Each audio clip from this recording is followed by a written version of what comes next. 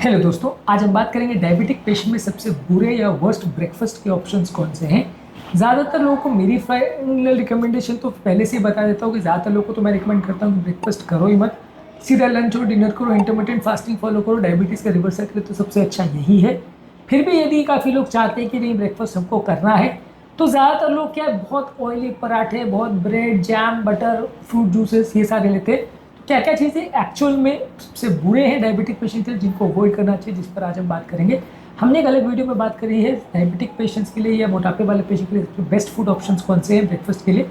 आज बात करेंगे सबसे वर्स्ट कौन से, ताकि ओवरऑल डायबिटिक पेशेंट या इंसुलिन रेजिस्टेंस वाले पेशेंट या वजन ज़्यादा वाले पेशेंट को एक ओवरऑल अंडरस्टैंडिंग मिल पाए और वो समझ पाए कि कौन कौन से फूड ऑप्शंस उनको अवॉइड करने हैं। ऑब्वियसली मेटाबॉलिक सिंड्रोम, कोलेस्ट्रॉल वाले पेशेंट, डायबिटिक पेशेंट्स और वजन ज़्यादा वाले पेशेंट सबको लगभग सिमिलर प्रॉब्लम रहती है, तो ये कॉन्सेप्ट जो है वो सभी में एप्लीकेबल है। तो सबको ही ये ध्यान रखना चाहिए कि सारे फूड ऑप्शन आपको अवॉइड करने हैं, क्योंकि सेम ही तरह का कॉन्सेप्ट सब में अलग अप्लाई होगा। और यदि इन फूड्स को आप खाएंगे तो पूरा मेटाबॉलिक सिंड्रोम, चाहे वो बीपी, शुगर, कोलेस्ट्रॉल हो, सब चीज़ें नेगेटिवली इफेक्ट होंगी। आज का टॉपिक है कौन कौन से वर्स्ट फूड ऑप्शंस हैं डायबिटिक पेशेंट्स के लिए और मोटापे वाले पेशेंट्स के लिए। टॉपिक पर जाने से पहले जो लोग हमारे चैनल पर नए हैं, मैं रिक्वेस्ट करूँगा आप चैनल को सब्सक्राइब करें, वीडियोस को लाइक करें, शेयर करें, फॉलो करें, कमेंट करें, पूरा देखें। टॉपिक इंपॉर्टेंट है, इसे अंत तक देखिएगा। चलिए शुरू करते हैं।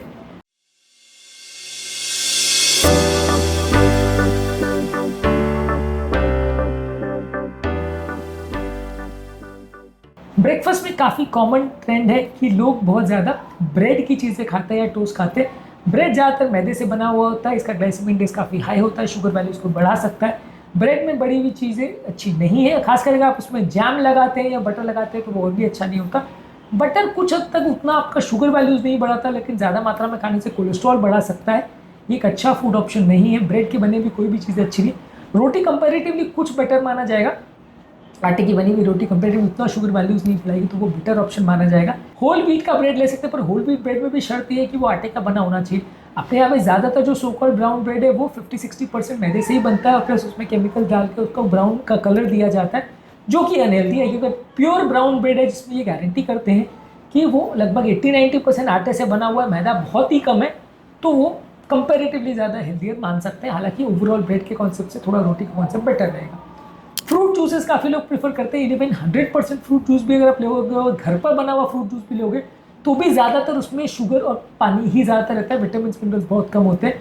थोड़ा बहुत सोल्यूबल फाइबर होता है, ज़्यादातर अनसोल्यूबल फाइबर आप निकाल के फेंक देते हो पीसने के दौरान, और जो थोड़े बहुत फाइबर बचते भी है वो भी पीसने के दौरान क्रश हो जाते हैं। तो वो फाइबर का जो पेट में बेनिफिट होना चाहिए कि वो आपके शुगर वैल्यूज़ को स्लोली बढ़ाता है और आपकी कोलेस्ट्रॉल वैल्यूज़ को कम करता है, ग्लाइसेमिक इंडेक्स को कम करता है, वो सारी चीज़ें चली जाती है।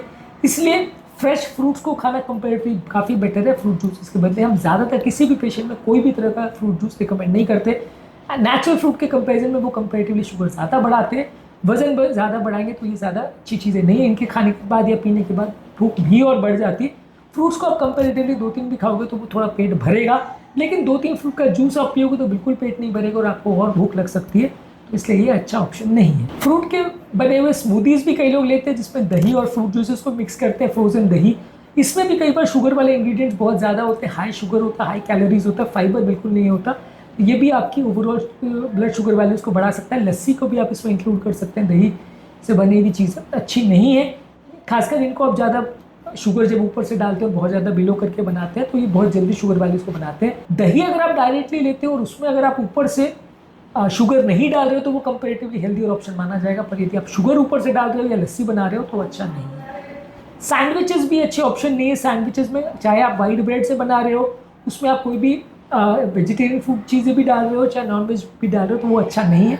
सैंडविचेस के बारे में कुछ लोग ये कॉन्सेप्ट देते हैं कि जब आप मैदे की बनी हुई ब्रेड ले रहे हो उसमें अगर फाइबर चला गया, ऊपर से अगर आपने अगर टमाटर प्याज डाल दिया तो वो हेल्दी हो गया, पर ऐसा नहीं है। टमाटर प्याज डालना वो थोड़ा हेल्दियर जरूर बना देता है उसको, लेकिन सिर्फ फाइबर की प्रॉब्लम नहीं है, मैदे से ही ओवरऑल प्रॉब्लम है। मैदा बॉडी के इन्फ्लेमेशन को बढ़ाता है, इसलिए आटे और मैदे में ज़मीन आसमान का फर्क है। ओवरऑल ब्रेड को यदि आप टमाटर प्याज के साथ या सलाद के साथ भी ले रहे हो तो भी वो हेल्दी नहीं बन जाएगा, तो वो रोटी को रिप्लेस नहीं करेगा। रोटी आटे से बनती है, इसलिए मैदे और आटे में ज़मीन आसमान का फ़र्क है। पर हाँ ठीक है, अगर आप फिर भी अगर सैंडविचेस में सब्जियाँ ज़्यादा मात्रा में ले रहे हो और उसमें आप टमाटर प्याज डाल रहे हो, बशर्ते आप उसमें चीज़ नहीं डाल रहे हो, उसको ग्रिल नहीं कर रहे हो, और बहुत ज़्यादा अगर उसको आप अनहेल्दी वे में नहीं प्रिपेयर कर रहे हो, बटर बहुत ज़्यादा नहीं लगा रहे हो, तो चलेगा एज अ हेल्दियर ऑप्शन। पर फिर भी वो बहुत अच्छा ऑप्शन नहीं है। जहाँ तक उसमें वाइट ब्रेड इन्वॉल्व है वो अच्छा नहीं है, क्योंकि ओवरऑल यहाँ पे प्रॉब्लम मैदे से है, सिर्फ फाइबर की कमी का प्रॉब्लम नहीं है, मैदा एक बड़ी प्रॉब्लम है। हर मैदे की बनी हुई चीज़ें ब्रेकफास्ट के ऑप्शन के लिए अच्छी नहीं है। ओट मील को काफ़ी लोग प्रेफर करते हैं। ओट मील में लेकिन प्रॉब्लम ये है कि अगर स्टील कट या जो नेचुरल फॉर्म का ओट मील है वो कंपेरेटिवली हेल्दियर होता है, वो ब्लड शुगर को नहीं बढ़ाता। लेकिन जो प्रोसेस ओट्स मार्केट में अवेलेबल होते हैं वो इजीली पच जाते हैं, इससे ब्लड शुगर स्पाइक्स थोड़े ज़्यादा होंगे। स्टील कट्स या रोल्ड ओट्स कंपेरेटिवली बेटर होते हैं, उनका ग्लाइसेमिक इंडेक्स बेटर होता है, पर वो खाने में उतने टेस्टी नहीं रहते। उनको आप नेचुरली दालचीनी डाल के, नट्स और बेरीज डाल के टेस्टियर बना सकते हो, पर वो उतने टेस्टी नहीं रहते। फ्लेवर्ड ओट्स उतने हेल्दी नहीं रहते जितने स्टील कट ओट्स रहते हैं। पर ऑब्वियसली आप स्टील कट ओट्स नहीं खा सकते तो फिर एक अलग बात हो जाती है, फिर आप फ्लेवर्ड ओट्स भी ले सकते हो। मैं खुद भी फ्लेवर्ड ओट्स लेता हूँ, वो कंपेरेटिवली मुझे एक बेटर ऑप्शन लगता है, पेट ज़्यादा भरता है, लेकिन कंपेरेटिवली वो उतना अच्छा नहीं है जितना नेचुरल या स्टील कट ओट्स रहते हैं। इसके अलावा क्रॉसिएंट जो है, कोई भी मीठी बेकरी की ज़्यादातर चीज़ें चाहे क्रॉसिएंट्स वगैरह है, ये ज़्यादातर मैदे की बनी होती है, बटर इसमें बहुत ज़्यादा होता है, शुगर में, और ये कार्बोहाइड्रेट्स में बहुत ज़्यादा रिच होता है। ये आपका इंसुलिन रेजिस्टेंस बढ़ाएगा, डायबिटीज़ बढ़ाएगा, ये आपके लिए वजन भी बढ़ाने का काम करेगा, ये हेल्दी नहीं है as a breakfast option.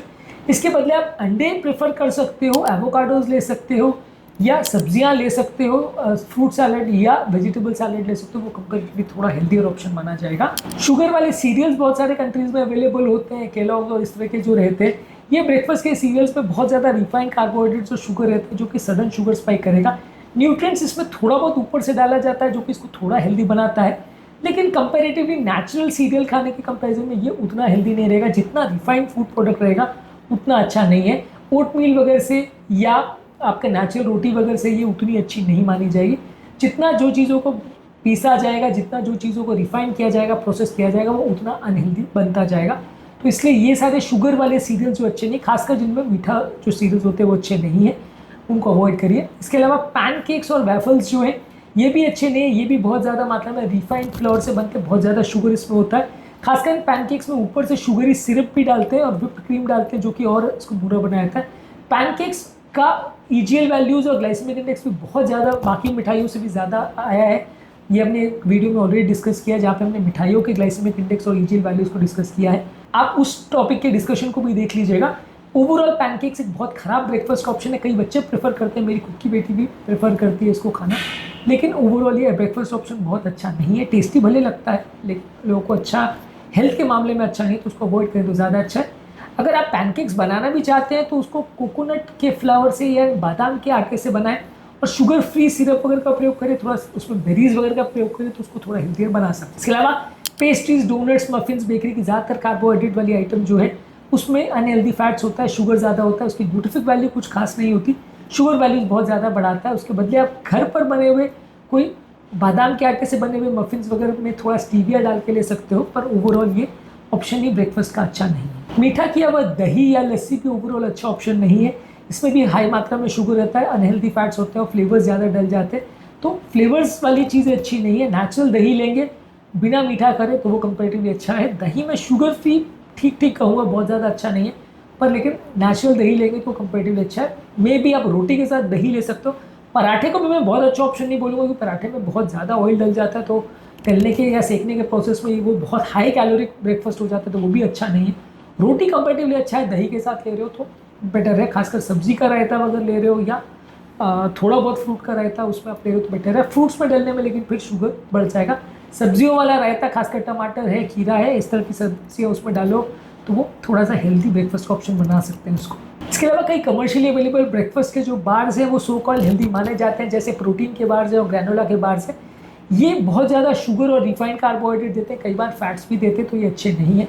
Protein के बार्स में भी आपको देखना पड़ेगा कि वो कितना एनर्जी दे रहे हैं और कितना रिफाइंड प्रोटीन है। एक्चुअल में ये रिफाइंड प्रोटीन के बार्स भी बहुत अच्छे नहीं होते, नेचुरल प्रोटीन थोड़े ज़्यादा अच्छे होते हैं, उनके सोर्सेज ज़्यादा अच्छे होते हैं। यदि आप एज ए सप्लीमेंट उसको यूज़ करना चाहते हैं कि आपकी प्रोटीन की कमी को दूर करने के लिए यूज़ करना चाहते हैं तो फिर भी कर सकते हैं। कंपेरेटिवली नेचुरल प्रोटीन्स जितने अच्छे नहीं होते, जो भी फूड प्रोडक्ट प्रोसेस्ड हो रहा है या फैक्ट्री में प्रोसेस किया जा रहा है वो उतना अच्छा नहीं माना जाएगा एज़ कम्पेयर टू नेचुरल। बहुत सारी चीज़ें उसमें इन्वॉल्व हो जाती है, उसमें कौन सा केमिकल डल रहा है, कितना प्रिजर्वेटिव्स डल रहा है, कैसे प्रोसेस किया जा रहा है, प्रोसेसिंग की ओवरऑल चीज़ें कैसी हो रही है, वो चीज़ें आपके कंट्रोल में नहीं रहती, इसलिए इस तरह के फूड को अवॉइड करें।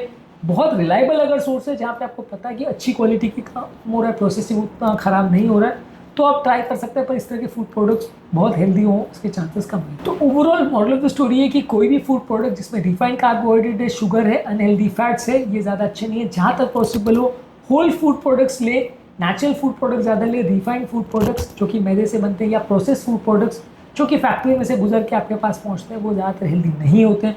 बहुत सारे प्रोसेसिंग का जो ओवरऑल इवेंट है या प्रोसेसिंग का जो काम होता है वो फूड प्रोडक्ट को अनहेल्दी बना देता है। तो इसलिए अच्छे खासे नेचुरल फूड प्रोडक्ट भी उतने हेल्दी नहीं बचते जितने वो नेचुरल फॉर्म में रहते हैं। तो इसलिए नेचुरल फूड प्रोडक्ट को ज़्यादा चूज़ करें। प्रोसेस चीज़ें ले रहे हैं तो उसमें क्या केमिकल डला है उसके लेबल को प्रॉपरली पढ़िए और समझ के फिर ही उसका प्रयोग करें तो ज़्यादा अच्छा है। पोर्शन कंट्रोल ज़रूरी है। ज़्यादातर कोशिश करें कि बहुत ज़्यादा मात्रा में कोई भी कार्बोहाइड्रेट को आप बहुत ज़्यादा मत खाएं। कोशिश करें कि ब्रेकफास्ट जितना ज़्यादा लाइट हो उतना अच्छा। हेवी ब्रेकफास्ट करने से कुछ सिग्निफिकेंट फ़ायदा नहीं होता, खासकर डायबिटिक पेशेंट्स को।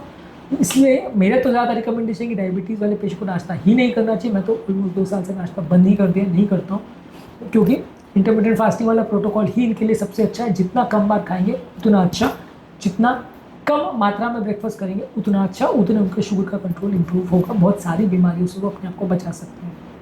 आज के टॉपिक में हमने बात करी कौन कौन से सबसे बुरे ब्रेकफास्ट ऑप्शन है उन लोगों के लिए जिनको डायबिटीज़ है, वजन ज़्यादा है या इस तरह की कोई भी मेटाबॉलिक बीमारियां हैं। उम्मीद करूंगा कि आज के टॉपिक में कुछ नई बातें जानने को मिली होगी। जो लोग हमारे चैनल पर नए हैं और रिक्वेस्ट करूंगा कि चैनल को सब्सक्राइब करें, वीडियो को लाइक करें, शेयर करें, फॉलो करें, कमेंट करें, पूरा